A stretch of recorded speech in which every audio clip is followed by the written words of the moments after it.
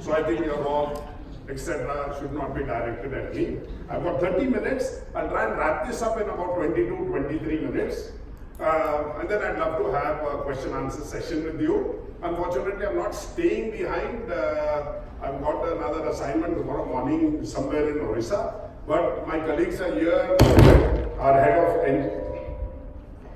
of engineering, Yogesh, is here. Nikhil is here. So, and I'd love to meet each of you in your environment, not to sell you, but to talk about technology and how we could build reliable machines. So,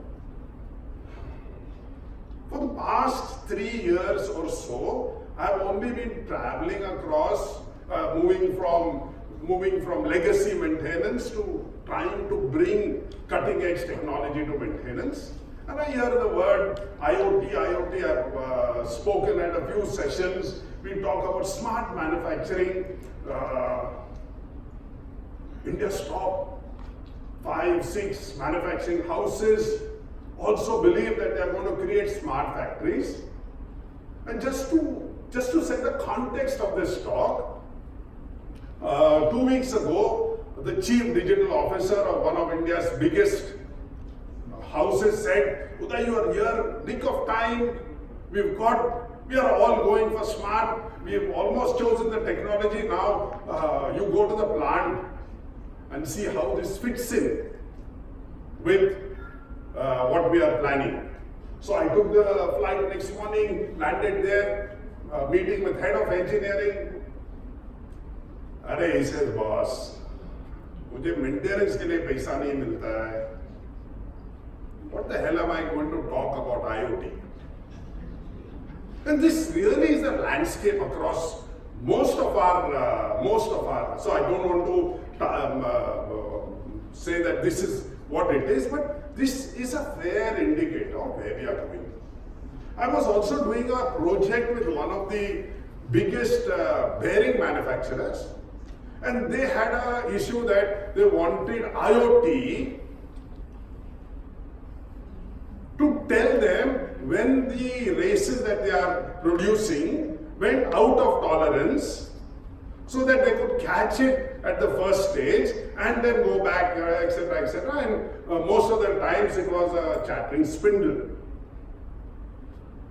So we did a project, invested a lot of money, they paid for it fortunately. And at the end of the day, the guy looks and says, "Bas isme to mera 3% rejection is tolerable. So why do I go in for IoT?" So that really is the confusion here. So my brief today, or my passion today, is how to make machines reliable. What can we do to extend mean time between overhauls? How can we say that I know this bearing is going to fail in a couple of months? And I simply believe that once we have reliable machines, manufacturing can become smart, costs can come down, and eventually that will fuel our passion to connect machines that continuously run to the net. So, what is the point of having dead people in kiddie parties? And finally, if that cannot be done sensibly, we are not making any progress with our smart factories. I also need to set a perspective to say that most of the landscape today in manufacturing is on brownfield projects. So it's good to say that when I build my new factory, my machines will be smart. I'm going back to say, can we do anything about brownfield projects, which is really what 95% of the machines today are. So how can we make these machines smart? How can these machines tell us well in advance that I need care, please look after me, and that there is something going wrong. So maintenance 4.0 in this industrial era is something that we'll talk about today. So I said there's been little or no focus on maintenance when we talk of IoT. We are only talking of manufacturing. We are talking of driverless cars, maybe planes that don't need pilots. And planes that don't need pilots, you could ask some of the airlines today that even with pilots, those planes keep coming down. So that's another story altogether. So greenfield or brownfield, I think smart manufacturing requires reliable machines. At Neptunus, we believe that there is a smarter way to do maintenance. So whatever you're doing today, there is something that you can do smarter. And the idea is eventually to prevent breakdowns. So how many of you here are from the maintenance side of industry? So what do you understand by breakdowns? It's a loss. Sudden stoppage, random stoppages. So in my mind, I'm saying that a breakdown is when a machine operates out of its tight tolerances. It need not stop. It is using more resources than it is supposed to. So power consumption, fuel consumption, material consumption, operator intervention, and of course when it suffers random and unplanned breakdown. So stoppages. So all this I would put that in the bigger basket of maintenance breakdowns. Eventually, I think all of us, whether you're in manufacturing or maintenance, need to sleep peacefully at night. And a bigger impact of smart maintenance is, in my mind, a huge impact on the environment. So the 4 or 5 basic elements of smart maintenance, you start by data sensing. These are the sensors that are actually taking data from the machines. Then the acquisition part of it. You come to the edge gateway, the cloud, and the data analytics part of it. So what we are doing today is focusing on the sensing part of it.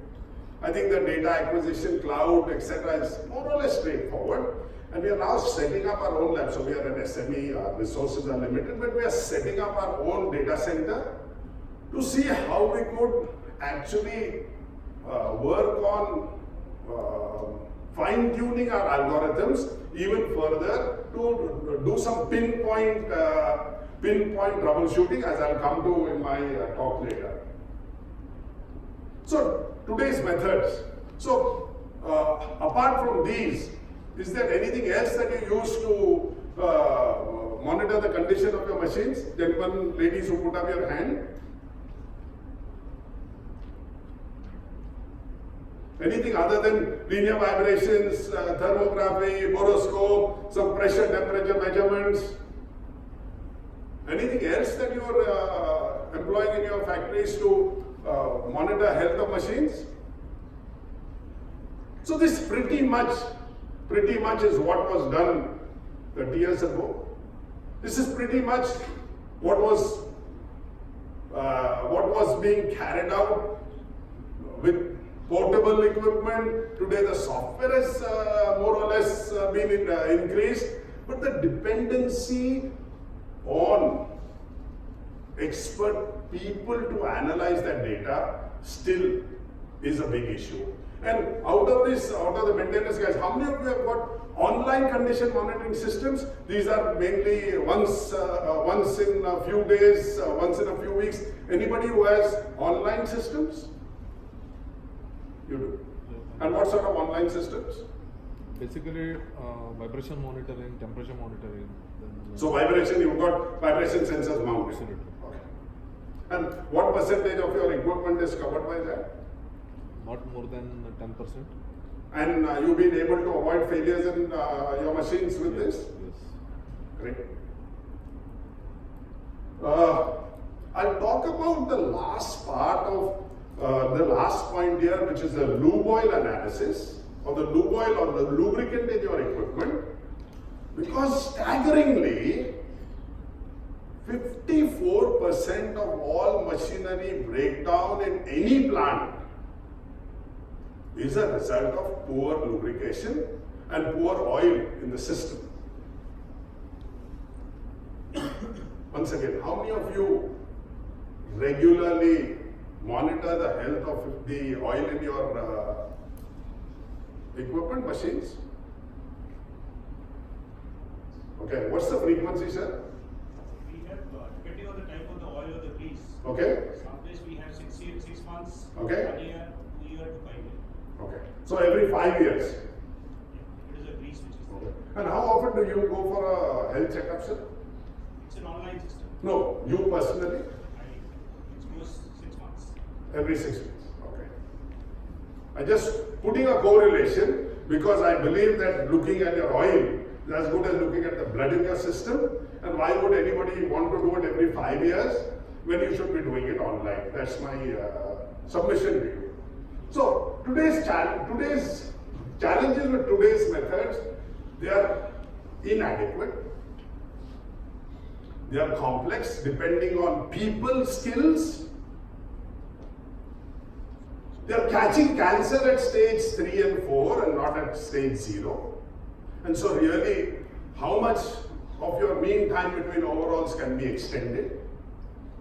And breakdown still occurs, system is not foolproof. And so I will talk today about the 2 pillars that I wish to leverage today is oil and torsional vibrations. So when I was talking to Mahesh this morning, Mahesh got excited about torsional vibrations. I believe all your cars do torsional vibrations, Mahesh. But that is only to understand the crankshaft stability. We are then talking of taking torsional vibrations to tell you the state of any rotating machine. And ladies and gentlemen, I can assure you that this technology is the only one of its kind in the world today. I think we are 3 or 4 years ahead of the curve, and it requires a very brave person to make such a statement, and I'm not brave.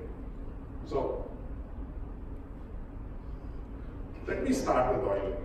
And I do believe that if we spend next to nothing, and if we can just take care of this, we would avoid at least half the breakdowns that occur in our machines. So the oil pyramid is something that I think most maintenance people would have seen. But what I'm trying to impress upon you is that 90% of your particles in oil are below 5 microns.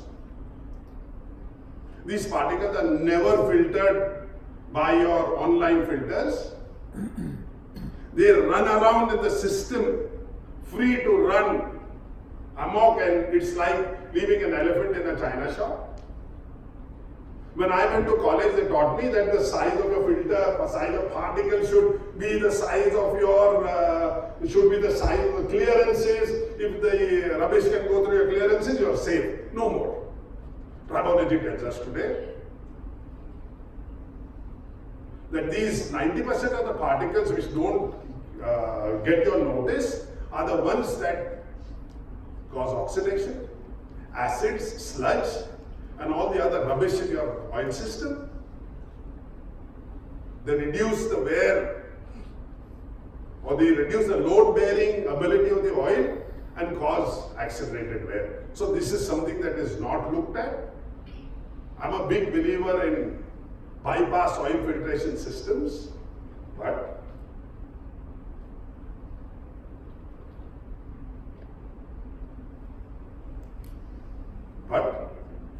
there is no point in putting high-end offline oil filtration systems if you cannot measure what you want to monitor.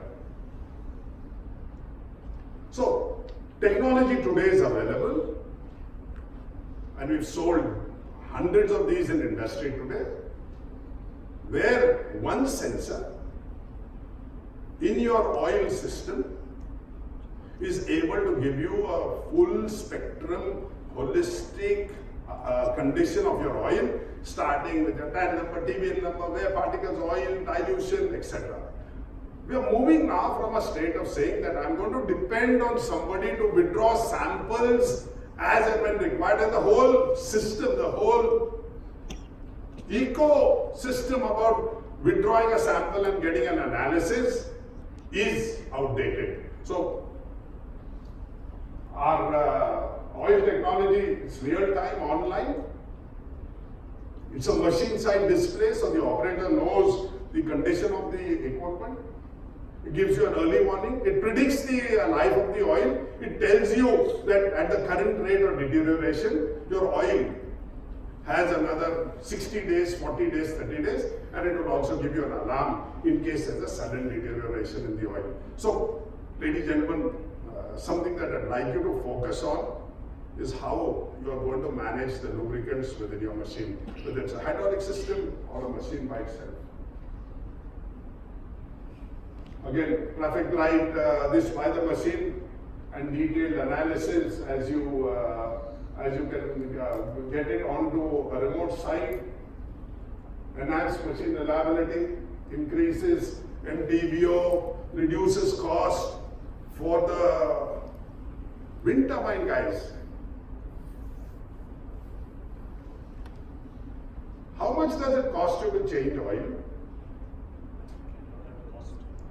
But just the labor to get a drum of oil to a remote site, take it on top, change that, and dispose of that used oil. If I could replace that by a system that tells you that I need to do that 30 days from today, and it's really not necessary now to do it as per what the manufacturer tells you, the whole idea is to be able to predict how this machine is, and great tool to tell you the internal condition of your machine.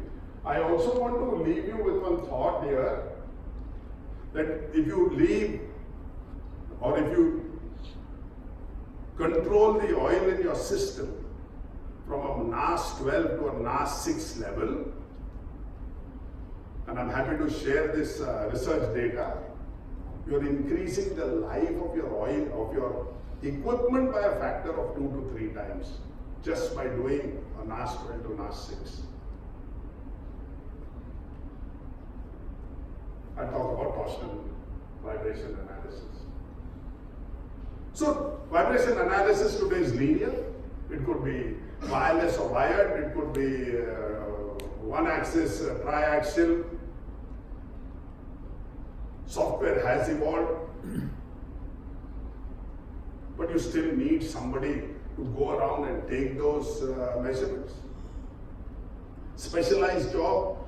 Each company has maybe a couple of people who are vibration experts. These go on vacation, your CBM goes on vacation. If this guy leaves, still another guy comes, your CBM takes a backseat. And of course, I call it detection of cancer at stage 3. Torsional vibrations. So, torsional vibrations is studying the speed variations of a rotating shaft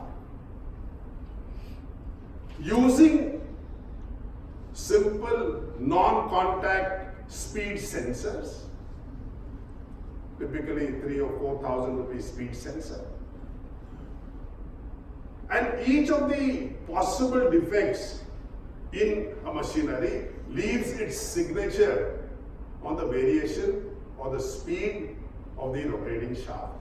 That is what we try to understand through harmonics and through statistical computation to come to data specific to that particular machine. So it's non-invasive, very easy to use, does not require a specialized vibration expert. Any fitter, mechanic should be able to install this system. Data is available, which is already processed. So I just talked about it, statistical mathematical computation by algorithms. So for those of you who are interested in the theory, every rotating shaft has a carrier frequency, or what we call the theoretical frequency. The speed sensor measures the actual frequency.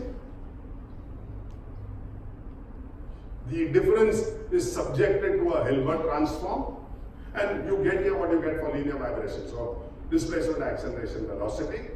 And this is where our IP is in computation of statistical moments, mean, variance, kurtosis, to give you some indicators of machine health. So I'll just quickly go through what these indicators are.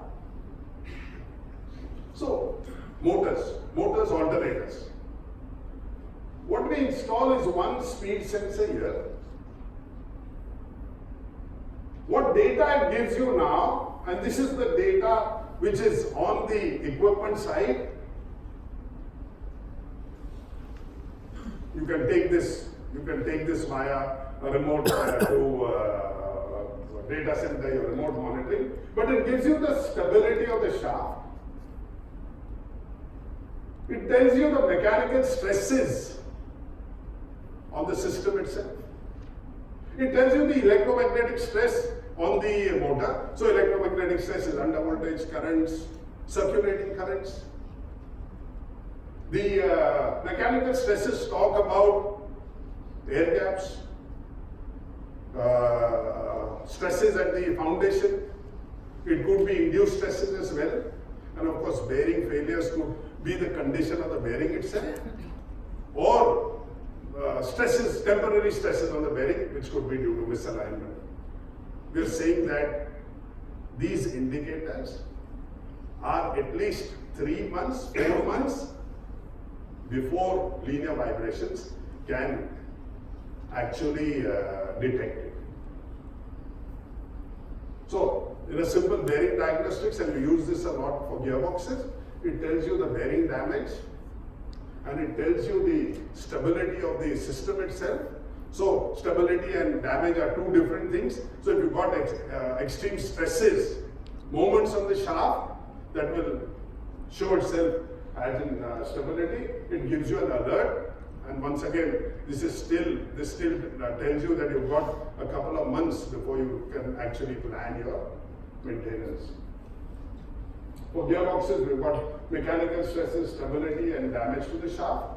Again, one speed sensor on each of the input and output shafts.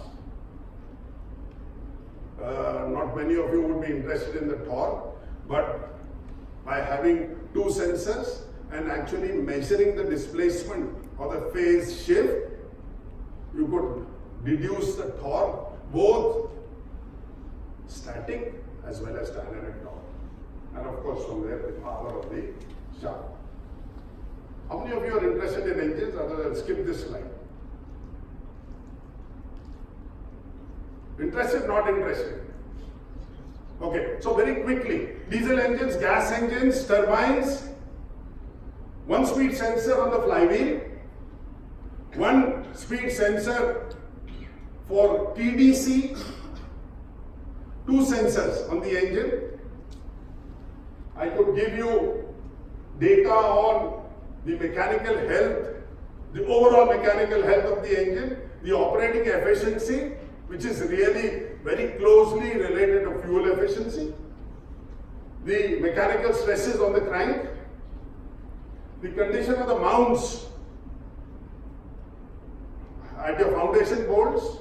We've got the torsional angle, the twist, the accelerated twist on the crank, and of course the power balance if you've got a V-shaped engine. Further, sir, on each specific cylinder, we could diagnose whether there's a compression issue, a fuel injection issue, a timing issue, a misfiring issue, or a friction issue. So the idea is that the tool by itself is extremely powerful. The tool by itself has several applications. It's not a standalone tool, so we would still use it with some of the older or the legacy methods, but essentially use of torsional vibrations, what we are saying would be the next big leap at the sensing part of industry tomorrow.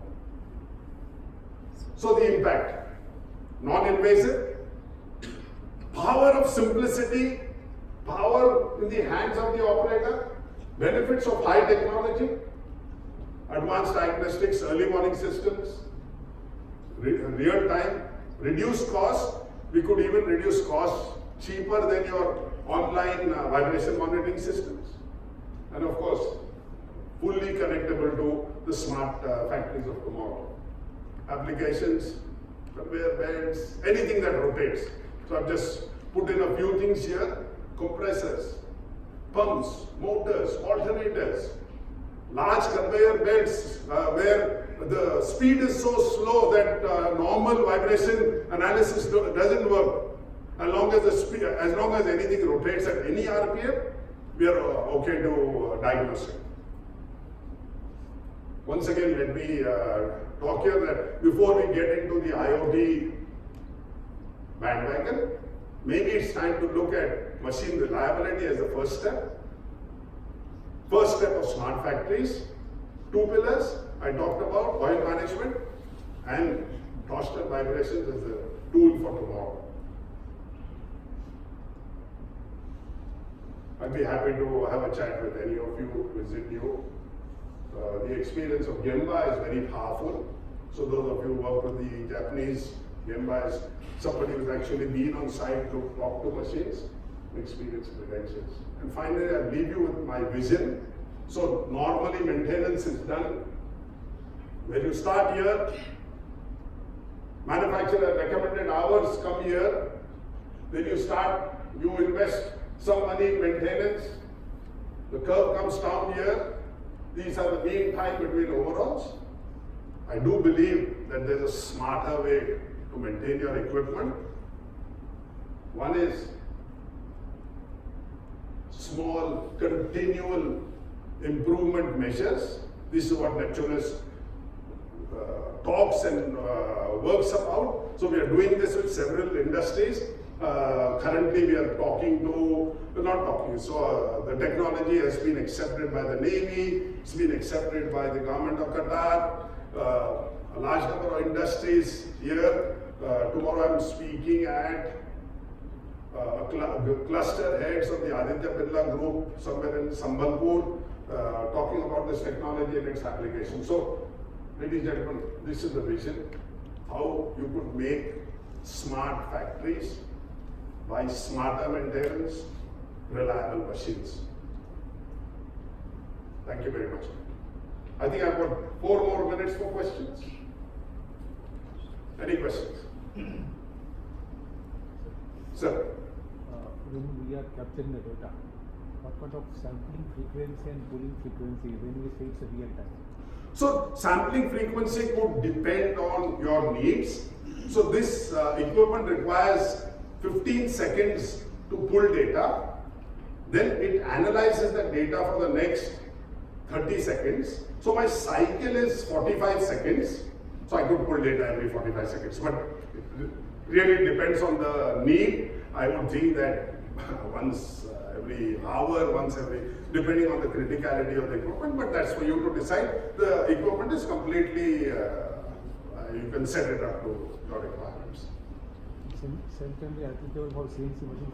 Absolutely. Sir. Regarding the oil analysis, what you have explained, what do you measure viscosity and pressure and temperature, and whether any automobile industry has started using it, because the four-wheelers do not have such facility if they can adopt this type of sensor, because the four-wheeler normally ask to just change the oil without, and we don't know what is they are checking and whether they have changed the oil really. So I don't know if this can help the user. So at the moment, oil, OEMs are very prone not to accept this technology. And I represent at least a few OEMs, so I'm in that same bracket of people who are guilty of not wanting you to save money on maintenance. OEMs don't make money in selling you machines. They make money in selling you spares. That's a reality. But the fact is that a lot of large earth moving equipment where where the oil sum could be 100, 130, 140 liters, do use this. We've not really taken this technology to car users, but a lot of it is being used in automobile industry when they are on the testing platforms, etc. So in the manufacturing, they're using this. On the cars themselves, not as yet, but I would be happy to fit one free of cost on yours. If you're really making the smart maintenance, Sorry. so you talked about the smart maintenance, which is if we are practicing smart maintenance in our day-to-day activities, then does the necessity of IoT come into play? Yes.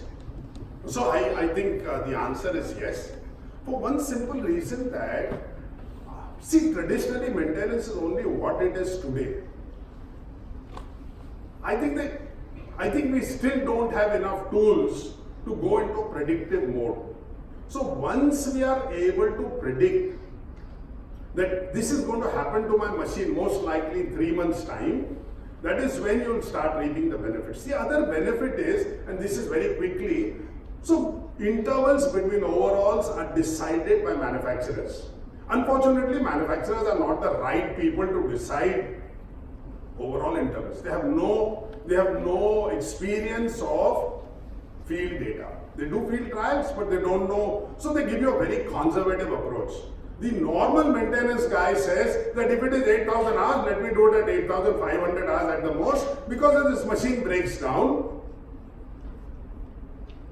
it's my neck. So the answer is, even if you're doing maintenance, I think there is enough technology today to help you to do a better job. So my theme, like I said, there's a better way to do maintenance. Whether you want to take this IoT to a central platform in your factory, or you want this data to travel 10,000 miles to your head office, that's a corporate call. But if you were to sit here and you were to monitor it, even that is IoT, in my mind. Thank you.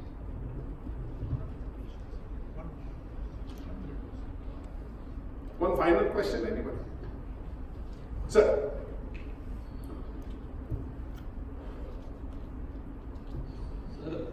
In case of non-rotating machines, for example, forging presses are there. So, in that, how you deal with predictive maintenance? I'm ignorant about it. So I focus on 95% of the machinery that rotates. I know there's a big pain there, but I'm the wrong person and I don't even want to pretend I know.